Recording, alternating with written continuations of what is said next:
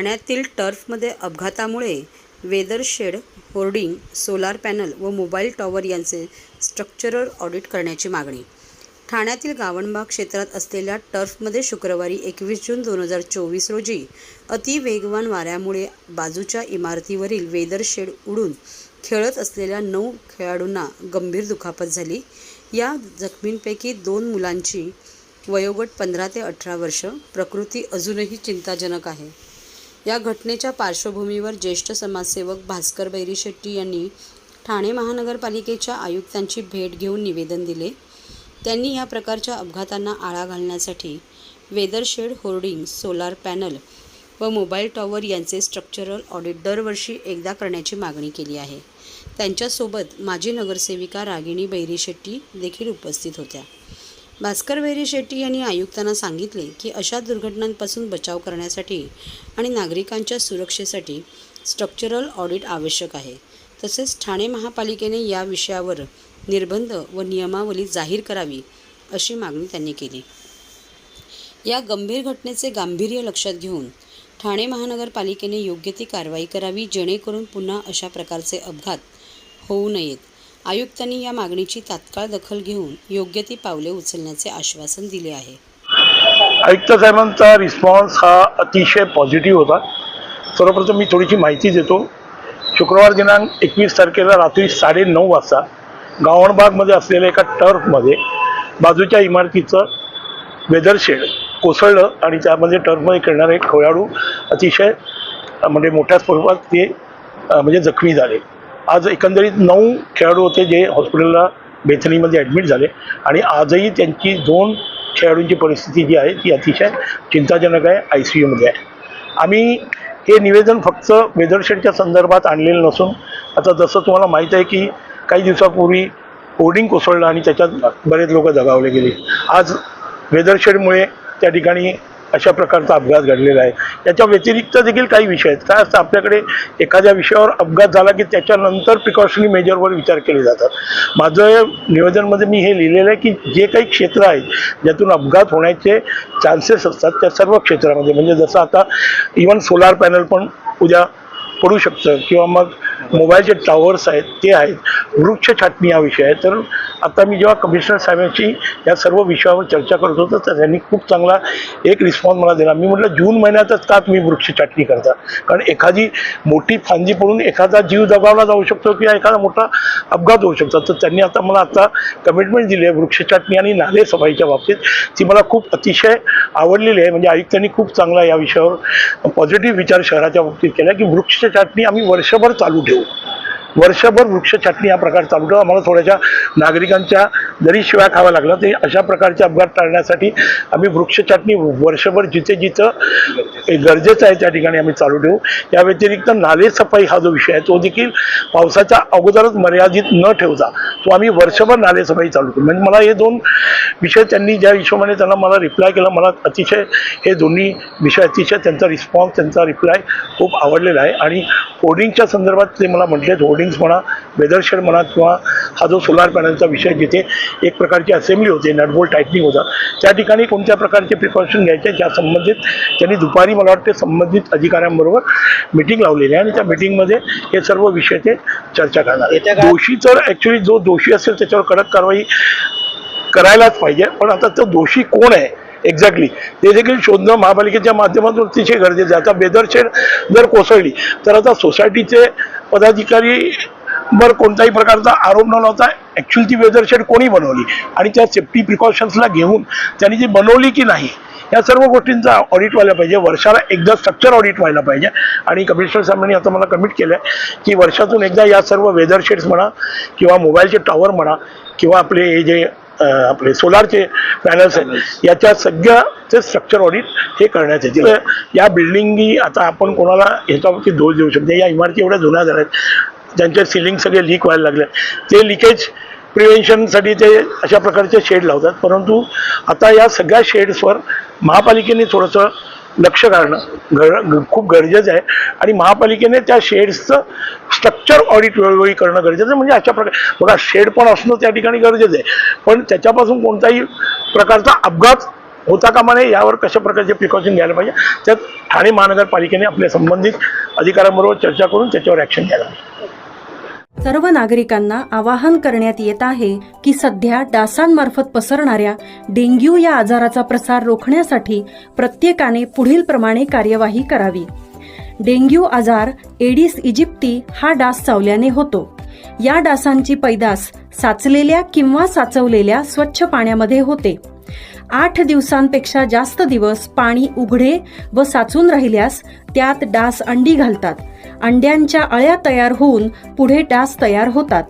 यासाठी आपल्या घरातील पाणी साठे उदाहरणार्थ बॅरल्स, पिंपे, टाक्या, हौद, रांजणे इत्यादी दर आठवड्याला रिकामे करून घासून पुसून कोरडे करून पुन्हा भरावे. 1 दिवस कोरडा दिवस म्हणून पाळावा. पाणी साठ्यांना घट्ट झाकणे बसवावीत किंवा जुनी साडी, चादर, धोतर यांनी बांधून झाकून ठेवावीत, म्हणजे डास त्यात जाऊन अंडी घालणार नाहीत. घराच्या गच्चीवर, आजूबाजूला, अंगणात कोठेही पाणी साचू देऊ नये. भंगार सामान उघड्यावर टाकू नये. उदाहरणार्थ टायर्स, प्लास्टिक सामान, कुंड्या, टाकाऊ वस्तू इत्यादी. अशा सामानात पावसाचे पाणी साठून त्यात डेंग्यूच्या डासांची पैदास होते. घरातील कूलर्स, फ्रीजच्या पाठीमागील ट्रे हे देखील वेळोवेळी कोरडे करावेत. लक्षात ठेवा, नुसत्या फवारणीने डास घनता कमी होत नाही, तर त्यासाठी डास पैदास ठिकाणे नष्ट करणे ही आपल्या सर्वांची जबाबदारी आहे.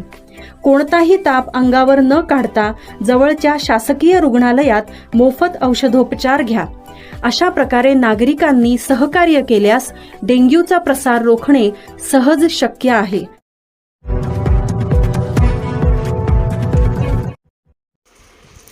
कोकणाचा विकास हेच ध्येय, अपेक्ष उमेदवार नागेश निमकर.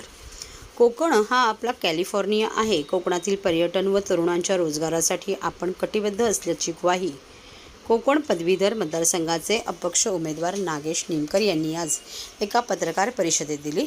गेल्या निवडणुकीपासून कोकण पदवीधर मतदारसंघातील साठी मी इच्छुक होतो. गेली 2 वर्षे ही निवडणूक लढवणार आणि जिंकणार असा मी निश्चय केला आहे. 2 लाखांच्या वर मी मतदार नोंदणी केली असून यावेळी मतदार निश्चितच बदल घडवतील असा विश्वास नागेश निमकर यांनी व्यक्त केला. केरळनंतर आपल्या कोकणाकडे पर्यटकांचा ओढा आहे, मात्र सुविधांची वानवा आहे. कोकणातील रस्ते धड नाहीत. मुंबई गोवा महामार्ग अद्याप रखडलेला आहे. कोकणाचा विकास करायचा असेल तर रस्त्यांचे जाळे विणायला हवे. त्यासाठी मी प्रयत्न करणार असल्याचे नागेश निमकर यांनी सांगितले. पनवेल ते डहाणू रेल्वे सेवा सुरू होणे गरजेचे आहे. याबाबत पत्रव्यवहारही केला आहे. ही सेवा सुरू झाल्यास अनेकांना त्याचा फायदा होणार असून यासाठी केंद्र शासनाकडेही पाठपुरावा करत असल्याचे नागेश निमकर यांनी सांगितले. कोकणात तरुणांना रोजगार उपलब्ध व्हायला हवा, तसेच कोकणातील उत्पादनांना जागतिक पातळीवर बाजारपेठ उपलब्ध करून देण्यासाठी मी कटिबद्ध असल्याचे नागेश निमकर यांनी सांगितले. विधान परिषद कोकण पदवीधर मतदारसंघातून मी नागेश निमकर उभा आहे, अपक्ष उमेदवार म्हणून उभा आहे. आणि या कोकणाच्या ज्या समस्या आहेत, अनेक वर्षापासून समस्या निर्माण झालेल्या आहेत. कोकणाचा विकास होताना दिसत नाही. मुंबई, ठाणा आणि पनवेल पलीकडे कुठलाही कोकणामध्ये विकास होताना दिसत नाही आहे. ठाणे जिल्ह्यातला पालघर जिल्हा तसाच आहे, रायगड जिल्हा तसाच आहे, परत रत्नागिरी आणि सिंधुदुर्ग. कोकणाला एवढा समुद्राचा एवढा चांगला वारसा मिळालेला आहे की त्या ठिकाणी पर्यटनासाठी खूप मोठा स्कोप आहे. आणि पुऱ्या भारतातून पर्यटनासाठी लोक केरळला जातात, वेगवेगळ्या ठिकाणी जातात. मग कोकणात का जाऊ नये? कोकण हे कॅलिफोर्नियासारखे प्रदेश दिसते. निसर्गरम्य वातावरण आहे, पण कोकणामध्ये फक्त रोड रस्ते जरी कोकणामध्ये CC रोड झाले तरी लोकांना पर्यटन स्थळ म्हणून त्या ठिकाणी जाता येईल. आता मुरुड, जंजिरा, अलिबागपर्यंत लोक पर्यटन करतात, पण त्याही पुढे कोकणातले लोकांना तिथं वाव मिळाला पाहिजे, रोजगार मिळाला पाहिजे. जे पदवीधर आहेत त्यांना कोकण सोडून मुंबई आणि ठाण्याच्या ठिकाणी यावं लागतं काम करण्यासाठी. ही समस्या आहे. तसेच शहरामध्ये तर अजूनच जास्त समस्या आहे. ठाणे जिल्ह्यामध्ये ठाणे महानगरपालिका असेल, मीरा भाईंदर महानगरपालिका असेल किंवा नवी मुंबई महानगरपालिका असेल, त्या ठिकाणी सर्वात जास्त म्हणजे ट्रॅफिकची समस्या आहे. आणि सर्वात गोष्ट म्हणजे जीव घेणा प्रवास, म्हणजे आता ट्रेनचा जीव घेणा प्रवास झाला आहे. माझ्या मॅनिफेस्टोमध्ये माझी वेबसाईट आहे माझेकोकण.com, त्याच्यामध्ये मी पनवेल टू डहाणू लोकल ट्रेनची मागणी केलेली आणि मी 80 मंत्र्यांना पत्र लिहिले. लोक पार्लमेंटच्या मागच्या काळातल्या 80 मंत्र्यांना त्यांनी शिफारस करायला सांगितलेली आणि त्यांनी त्या रेल भवनला शिफारस केलेली आहे की हे जे यांचं जे मागणी आहे ही अर्थसंकल्पीय अधिवेशन बजेट जो केंद्र सरकारचा आहे त्याच्यामध्ये ठेवण्यात यावा आणि मंजुरी द्यावी. कारण लोकल ट्रेनमधून जे लोकल कल्याणवरून ट्रेन येते किंवा पनवेलवरून ट्रेन येते ते दादर वाया वसई जातात. तर याच्यामुळे काय होते, गर्दी एवढी प्रचंड वाढते की याच्यामध्ये रोज 1-2 माणसं मरत असतात. त्यांना कंपन्सेशनही काही मिळत नाही. मी कंपन्सेशनचा सुद्धा डेटा घेतलेला आहे. त्यांना काहीच कंपन्सेशन मिळत नाही आणि कुटुंब पूर्ण उद्ध्वस्त होत आहे या लोकल ट्रेनच्या या जीवघेण्या प्रवासामुळे. तर याच्यासाठी सुद्धा मी इतकंच नाही की मी विधान परिषदे म्हणून महाराष्ट्रपुरताच काम करत नाही आहे, मी केंद्र शासनाकडे सुद्धा पाठपुरावा करत आहे. केंद्र शासनाकडे ज्या ज्या संस्था आहेत त्यांच्याकडे मी ॲप्लिकेशन केलेले आहेत. माझ्या त्या वेबसाईटमध्ये सर्व मी जे जे काही विधायक कामं केलेले आहेत ते सर्व मी दिलेले आहे त्याच्यामध्ये. आणि ट्रेनची मेन समस्या, मुख्य समस्या आहे की लोक आज जीवघेणा प्रवास करतात, ते सुद्धा सुलभ व्हायला पाहिजे.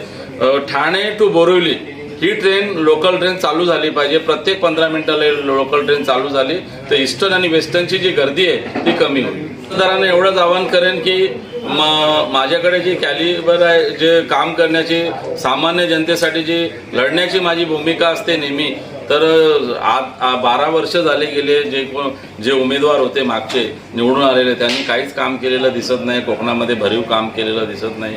आज त्यांना 3 करोड रुपये प्रतिवर्षी आमदार निधी मिळत असतो. तर त्या आमदार निधीचं त्यांनी काय केलं ते कोकण पदवीधर मतदारांना हिशोब द्यायला पाहिजे. कुठे त्यांनी विधायक कामं केले, कुठे त्यांचे बोर्ड आहेत, हे सर्व दिसायला पाहिजे. तर हे दिसताना कुठे दिसत नाही की त्यांनी काय विधायक आतापर्यंत त्यांना आता तर 4 करोड रुपये आमदार निधी झालेला आहे. तर ते छोटी मोठी का होईना, खेडेगावात का होईना, कुठे रस्तेच नाही कोणाला, गावामध्ये छोटे छोटे नाले, त्यांना छोटे छोटे ब्रिज बांधून एक छोटे मोठे तरी कामं केले तर ते विधायक कामं केल्यासारखे दिसतील. पण ते असं गेल्या 12 वर्षामध्ये दिसून आलेलं नाही. त्यामुळे मी अपक्ष उमेदवार उभा आहे या विधायक कामांसाठी. मला मतदारांनी भरघोस मताने निवडून द्यावं एवढंच मी सांगतो.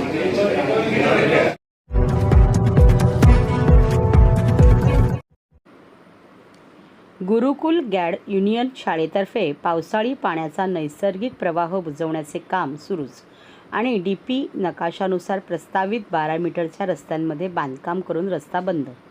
अंबरनाथ पूर्व कांसई विभागातील मोहनपुरमच्या हाऊसिंग सोसायटीच्या मागील बाजूस असलेला अंबरनाथ शहराचा पावसाळी पाण्याच्या प्रवाहाचा निचरा करणारा सर्वात मोठा व मुख्य नाला अनधिकृतरित्या बंद व अडथळा निर्माण करून मुख्य नाला बुजवण्याचे काम अनधिकृतरित्या अतिक्रमण करून गुरुकुल अँड युनियन शाळा व शाळेचे संस्थापक मालक शिंदे हे गेल्या 2019 पासून हळूहळू करत आहेत. या प्रकरणात यापूर्वी बऱ्याचशा स्थानिक लोकांनी, लोकप्रतिनिधींनी, रहिवासी सोसायटींनी अंबरनाथ नगर परिषदेसोबत पत्रव्यवहार करून पालिका प्रशासनास ही बाब निदर्शनास आणून दिलेली आहे. परंतु या बाबतीत पालिका प्रशासन कोणतीही कारवाई करत नसल्याचा आरोप रहिवाशांनी केला आहे. सदर विषयात आगरी सेनेचे ठाणे जिल्हा सरचिटणीस मंगेश शेलार यांनी आक्रमक भूमिका घेत आमरण अन्य त्याग उपोषणास बसले आहेत. सोबत दुर्गेश चव्हाण, साहिल नाडकर हे उपोषणास बसले आहेत. या प्रकरणात मोहनपुरम हाऊसिंग सोसायटीचे निलेश मेकल, अर्चना मेकल, जितेंद्र बावनी, लक्ष्मण शिंदे, राजेंद्र मोरे, मनीमोहन पनीकर, सुरेश चव्हाण, आगरी सेना नेते प्रदीप साळवी, चंद्रकांत ठाणकर, नारायण अदांडे, चंद्रकांत भोईर, मनोज शेलार, संजय फुलोरे, फुलाजी पाटील, दीपक शेलार, सतीश पाटील, मोरेश्वर पाटील, अमोल अदांडे, शत्रुघ्न भोईर, स्वरूप ठाणकर, अमरनाथ म्हात्रे या आगरी सेनेच्या नेत्यांनी आंदोलनाचा इशारा दिलेला आहे. मध्ये आम्ही 7,000 रुपये पर इयर आम्ही टॅक्स भरतो आणि सर्व जर तुम्ही केलं तर किती होतात ते बघा. आणि तरी आमची दखल घेतली नाही आणि लोकल प्रतिनिधी तर आला पण नाही की आमचा प्रॉब्लेम काय आहे. आणि आमचे 2,000 वोट तर त्यांना जातात आणि democracy for the people, by the people and of the people आहे. मग लोकांसाठी का नाही ते लोक आणि हे लोकांसाठी आणि 2016 पासून हे आम्ही फाईट करतोय सोसायटी, पण आतापर्यंत त्याच्यावर ती काही कारवाई करत नाही आणि फक्त शाळेवाल्यांचं आम्ही इथे तर 416 आहोत, तो एकच माणूस आहे. मग त्याच्यावर विभागातील नागरिक शासनाबरोबर झालेलं गुरुकुल शाळेनं केलेलं बांधकाम अतिक्रमण जे आहे नाल्यामध्ये आणि 12 मीटर प्रस्तावित रस्त्यामध्ये या 2 ठिकाणी अनधिकृत अतिक्रमण केलेलं आहे. त्या विरोधात 2019 पासून विभागातील नागरिकांनी तक्रारी केल्या. परंतु विभागातील नागरिकांनी तक्रारी केल्यानंतर प्रशासनाने कोणतीही दखल घेतली नाही. शेवटी आगरी सेनेला ह्या लढ्यामध्ये उतरावं लागलं आणि आगरी सेनेला आपण पहिलंच पत्र दिलं 17 मे रोजी. त्यावेळेला त्यांना सांगितलं की मला 24 तारखेपर्यंत काय कारवाई होत असेल तर ठीक आहे, 24 तारखेला मी आमरण उपोषण आणि आक्रोश आंदोलन करणार आहे. आणि त्याची दखल आज प्रशासनाने घेतलेली आहे. आणि आत्ताच आम्हाला माहिती मिळालेली आहे, त्यांच्या अधिकाऱ्यांनी मला फोटो पाठवलेत, आम्ही तोडण्याची कारवाई सुरू केली. परंतु आमची मागणी अशी आहे, उपोषण तोपर्यंत चालू राहणार जोपर्यंत बांधकाम पूर्ण अनधिकृत बांधकाम पूर्ण तोडून त्याचा कचरा जो आहे, मलबा जो आहे तो तोडून तिथे हटवला जात नाही आणि पूर्ण नाला मोकळा होत नाही. त्याला नाल्याला मोकळा श्वास सोसायटीचं त्याच्या अगोदरपासून लढत असेल, पण 19 नंतर जो निर्णय झाला का आंदोलन झाल्या तिथे तोडणं चालू झालं, तर मी प्रत्येक पत्रकारांना सांगेन ते तोडतात त्याची पण व्हिडिओ घ्या आणि आपण सगळे तिथे तोडतात तिथे जाऊया. मी माझ्या एवढेच बोलून 2 शब्द संपवतो. जय हिंद, जय महाराष्ट्र, जय आगरी.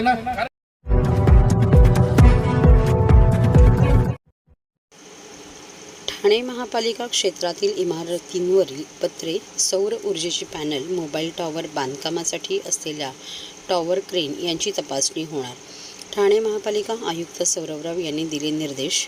ठाणे महापालिका क्षेत्रातील इमारतींवर लावण्यात आलेले पत्रे, तात्पुरत्या आणि कायमस्वरूपी वेदर शेड, सौर ऊर्जेची पॅनल, मोबाईल टॉवर बांधकामासाठी असलेल्या टॉवर क्रेन या सर्व गोष्टींसाठी स्थिरता प्रमाणपत्र घेतली जावे. तसेच वाऱ्याचा वेग सहन करण्याची त्यांची क्षमता किती आहे याचीही माहिती तात्काळ घेण्यात यावी, असे निर्देश महापालिका आयुक्त सौरभराव यांनी दिले आहेत.